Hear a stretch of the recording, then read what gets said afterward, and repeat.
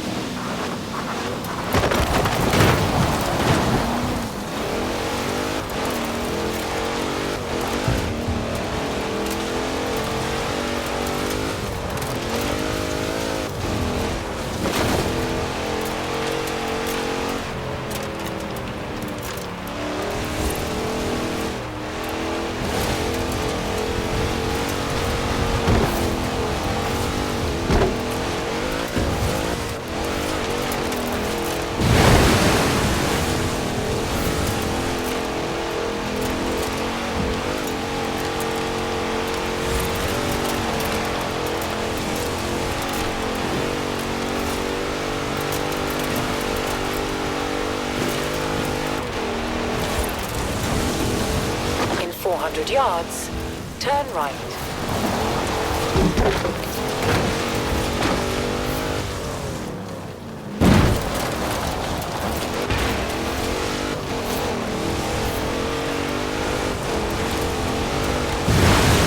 Turn around when it is safe to do so.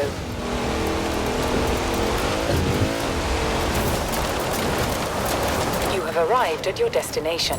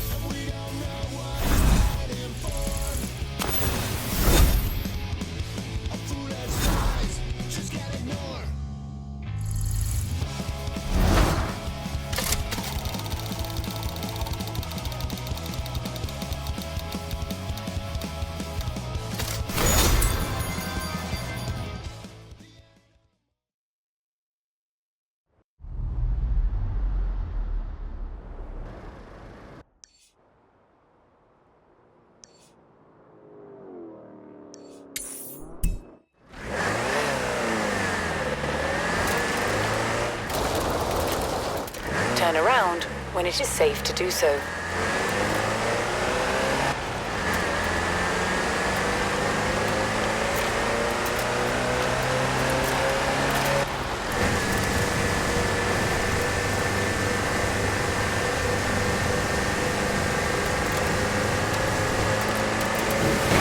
Recalculating route.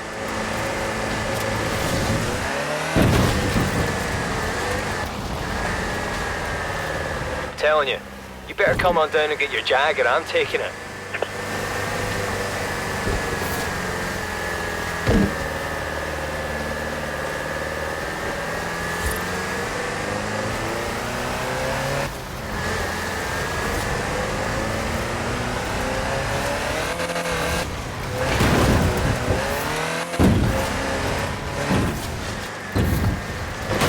Yards, turn right.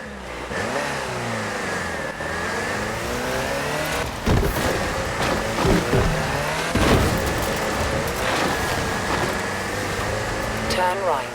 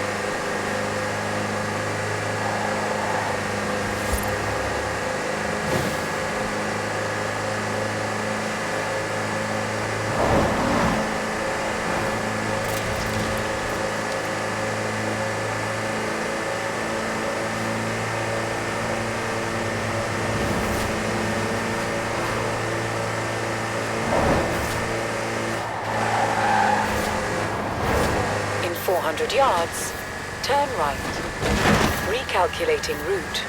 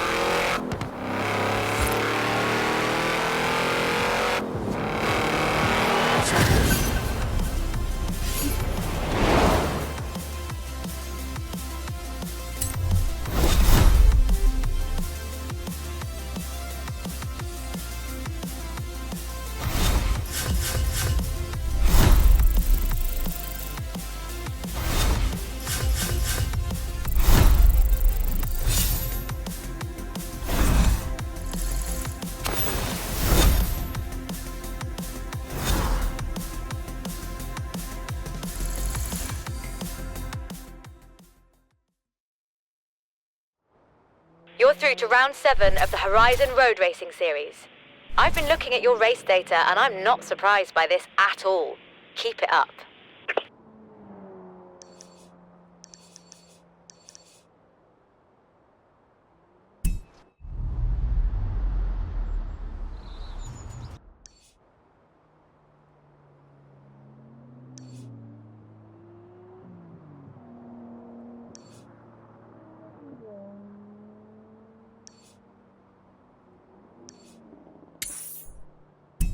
Turn around when it is safe to do so.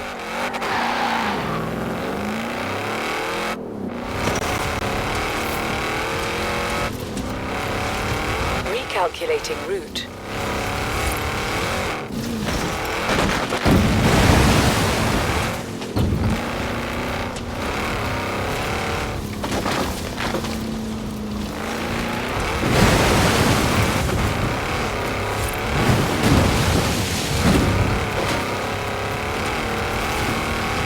In 200 yards, turn right. In 200 yards, turn right.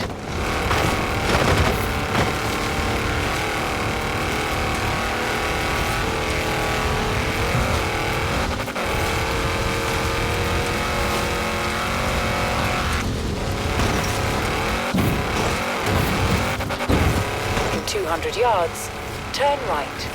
In 400 yards, turn left. In 200 yards, turn sharp right. In 400 yards, turn right. In 100 yards, turn left. In 100 yards, turn left.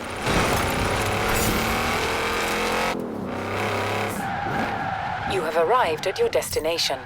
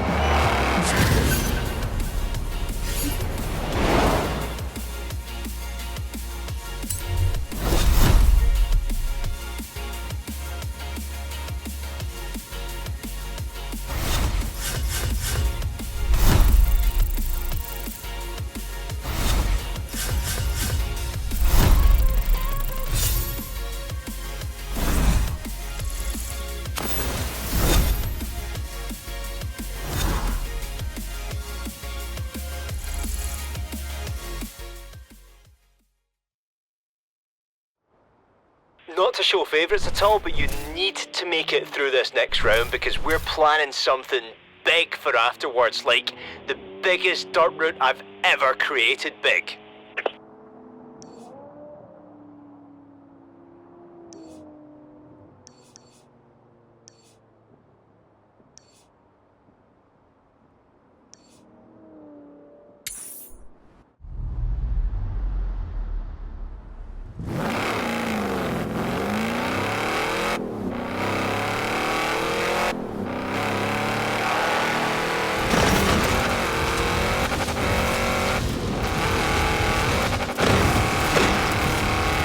Turn around when it is safe to do so. In 200 yards, turn sharp right. In 400 yards, turn right.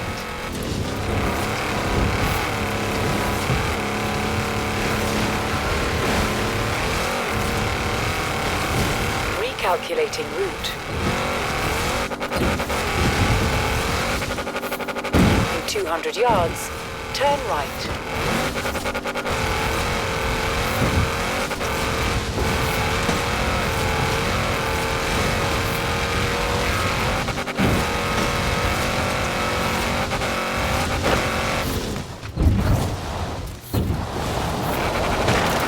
You have arrived at your destination.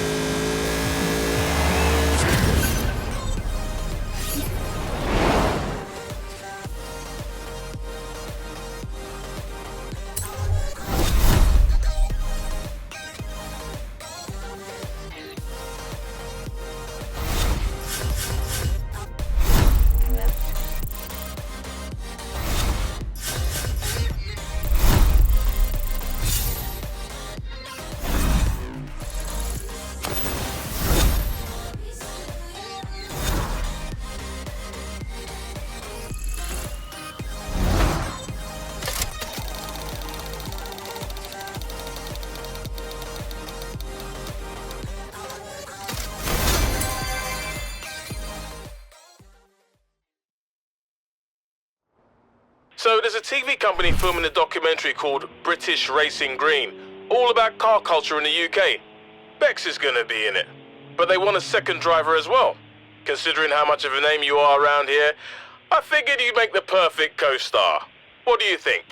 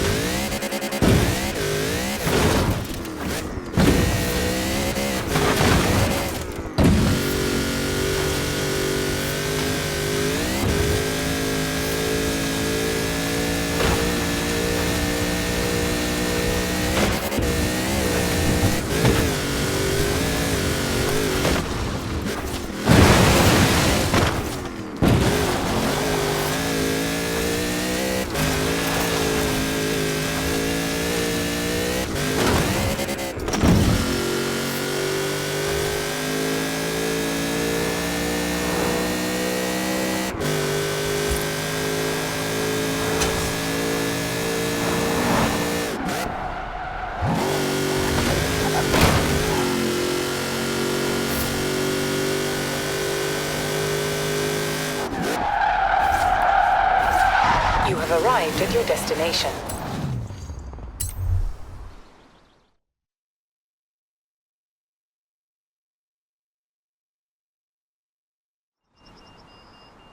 Great to see you. We're shooting a documentary about car culture in the UK, and I need a second driver. You've made a name for yourself, and it would be great to have you aboard. It's simple. You drive, I tell the story. Let's do it.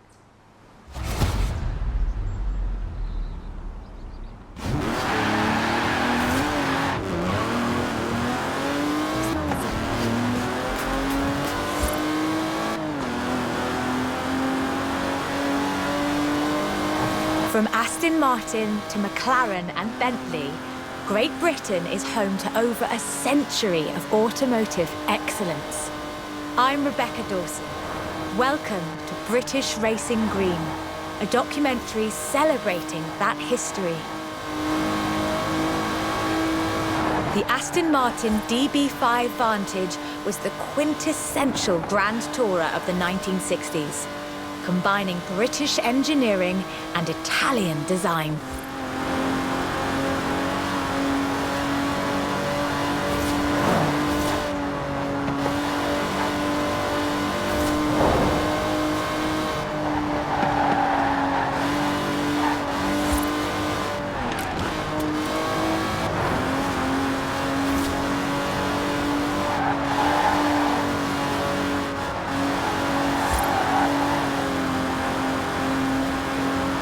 The Vantage featured side-draft carburetors and a refined camshaft profile, capable of a blistering top speed of 162 miles an hour in 1964.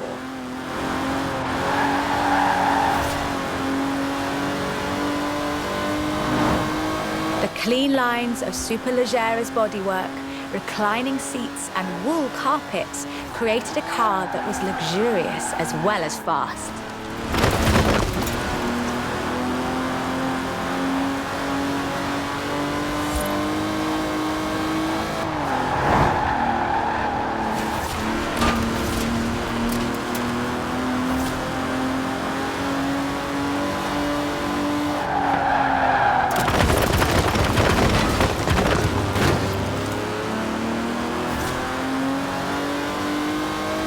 This car would form the basis for the DB range, with later cars improving on the design in many ways, but none would ever achieve the sheer iconic perfection of the Vantage. In 200 yards, turn left. Turn left. For all of its beauty and engineering perfection, only 65 of these beautiful machines would ever be built. If you own one, you own a piece of British history.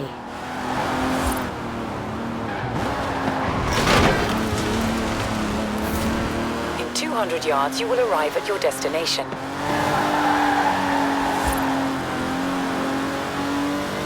The silver DB5 would be immortalised in half a century of cinema. The classic Aston Martin.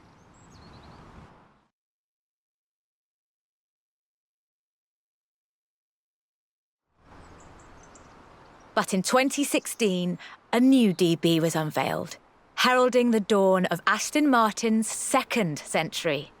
The DB11 is the first production turbocharged Aston Martin. But is it a worthy successor to that legacy?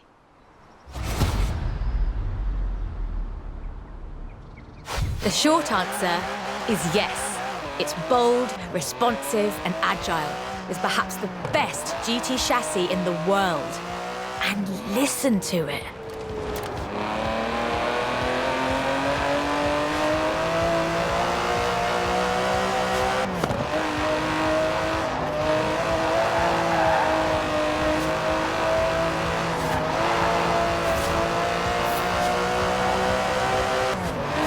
Able to hit 60 miles an hour in 3.5 seconds, the DB11's 5.2-litre twin-turbo V12 boasts a top speed of over 200 miles an hour.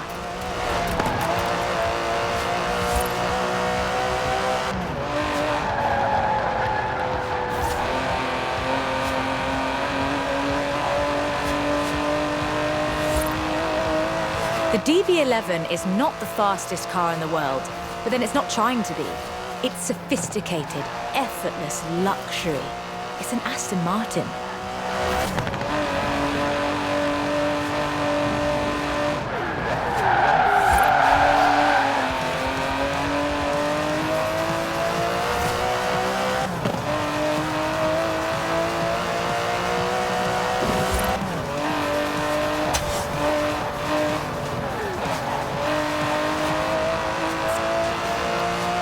The DB11's front strakes channel air to create a virtual spoiler, providing downforce without compromising the car's clean lines. Brilliant.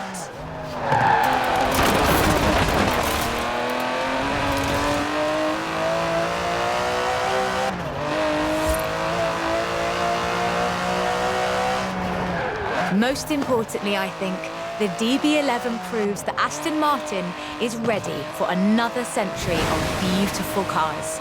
And I can't wait.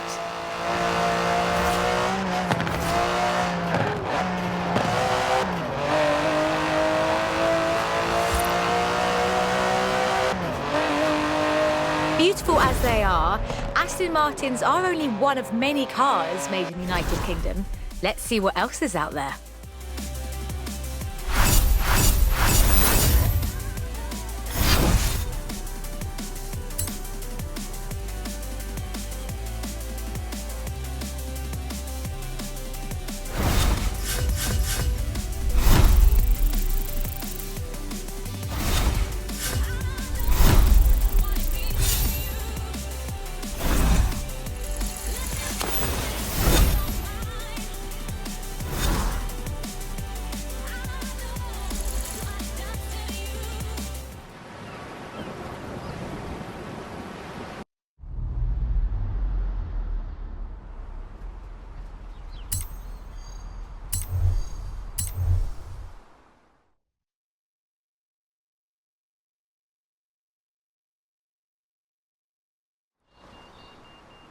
This is shaping up nicely.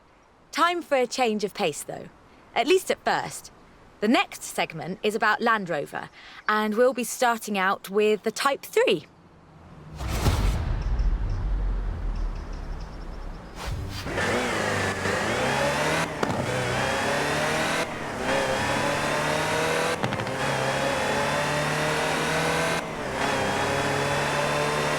Land Rover, the British sports utility vehicle. But before that, they were actual utility vehicles. Solid, tough trucks, unstoppable over almost any terrain. In 400 yards, turn left. The Land Rover Type 3 marks the point where that shift begins, and we'll be looking at what that meant.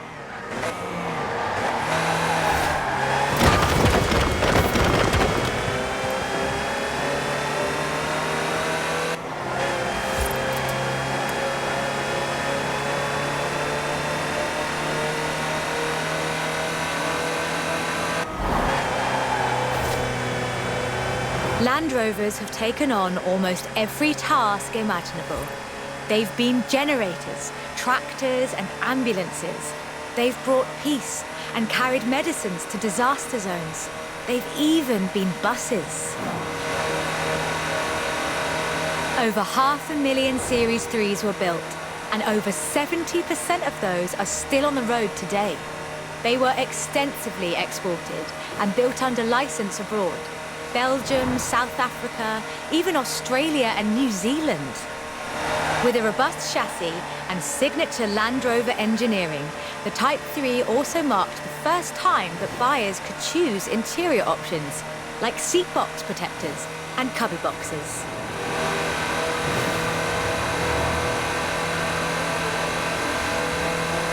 That trend continued, and by 1982, Land Rover were offering the county spec Type 3. Leisure drivers could choose from such luxuries as all-cloth seats, soundproofing and tinted glass. The trend was increasingly clear, and the future of the Land Rover was starting to take shape. If you squinted, you could already see the shape of the first sports utility vehicle, the Range Rover.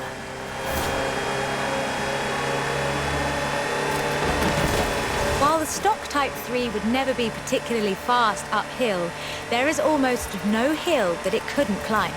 Or dam, for that matter, if you've put a proper winch on it.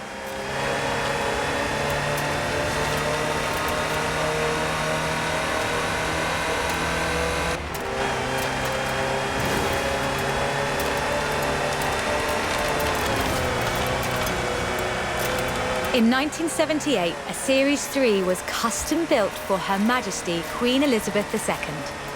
It only had 1,892 miles on the clock when it was auctioned into private hands. And it was in perfect condition. It would be.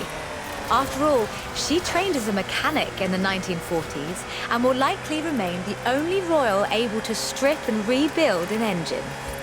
Turn left.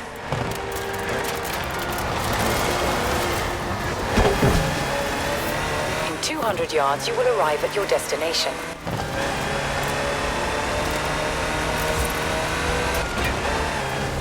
Along with the Range Rover, others would follow. Discovery, Defender, and the Freelander. Each a more sophisticated and enjoyable utility vehicle. But none of them were a replacement for the Type 3. They were a different kind of car.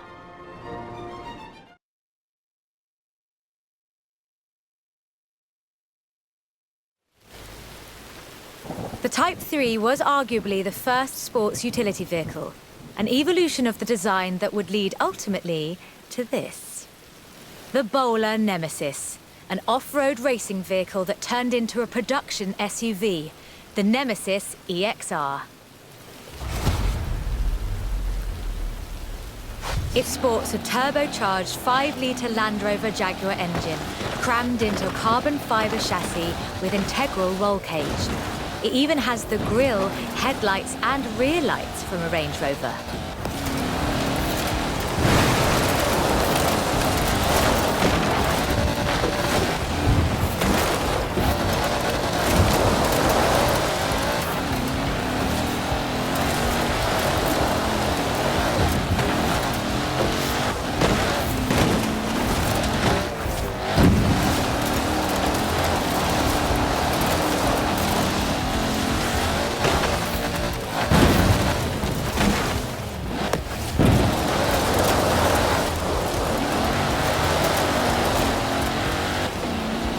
If you want to see what the Type 3 would be like if it ever stopped doing important things, this is it.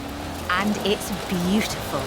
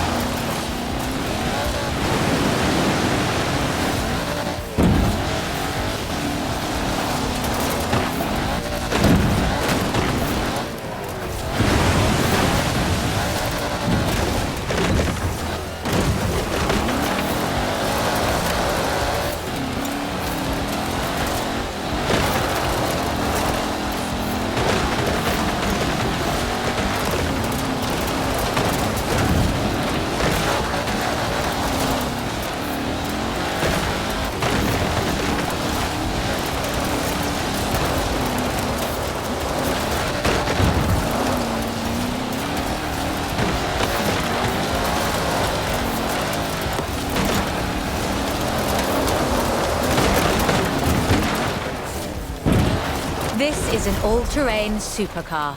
That's the only fair description for this. But that's what you get when you build an SUV with Land Rover DNA.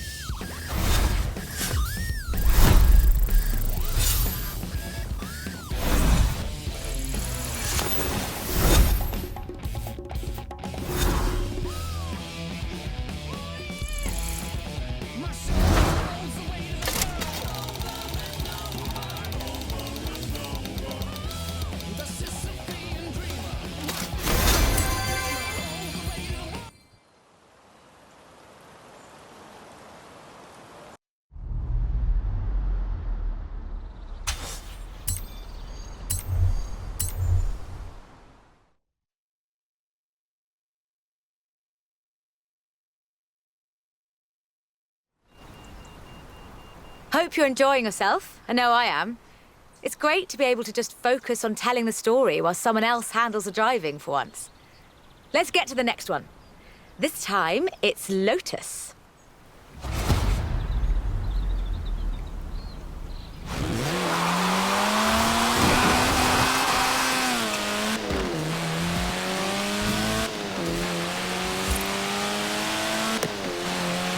Lotus Engineering Limited began as many stories in British engineering do, in an old barn. The first Lotus cars were offered as kits. You built them yourself. From 1962, they began to actually build the cars themselves. The Elan Sprint showed exactly what they intended to do. Built around a steel backbone with a fiberglass chassis, the Sprint weighed in at a meager 687 kilos parked on the curb. On the road, this translated into brilliant agility and fantastic performance.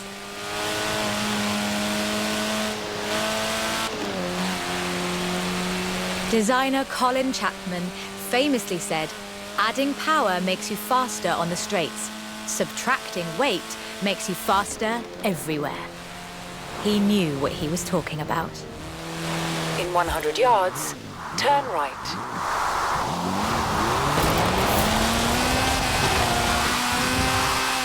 In 100 yards, turn left. Widely hailed as one of the greatest sports cars of the 1960s, the Elan would be closely studied and emulated, inspiring such masterpieces as the Mazda MX-5. The Elan has all the energy, style, and enthusiasm you would expect. Bold, quick, and fun. So much so that they put it in the name.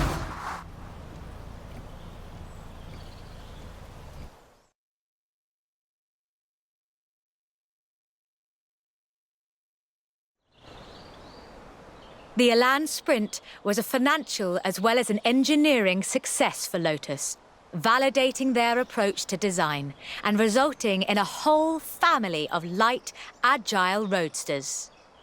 Which brings us to this, the Lotus Exige. It's heavier than the Elan, admittedly, but it's faster. Much, much faster.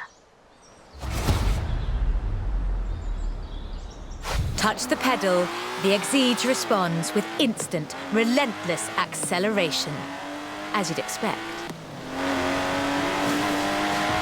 With a 0 to 60 time of 3.8 seconds and a top speed of 170 before upgrades and tuning, the Exige is uncompromising.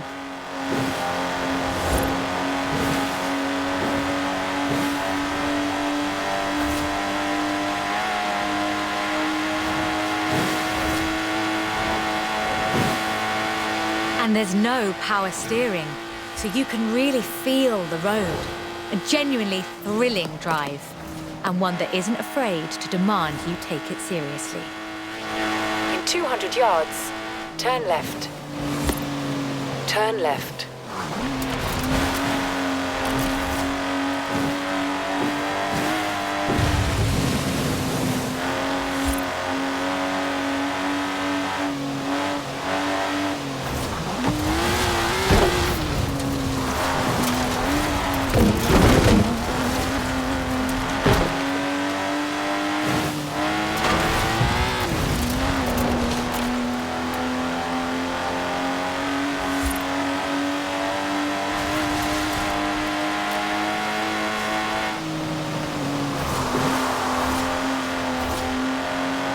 In 400 yards, you will arrive at your destination.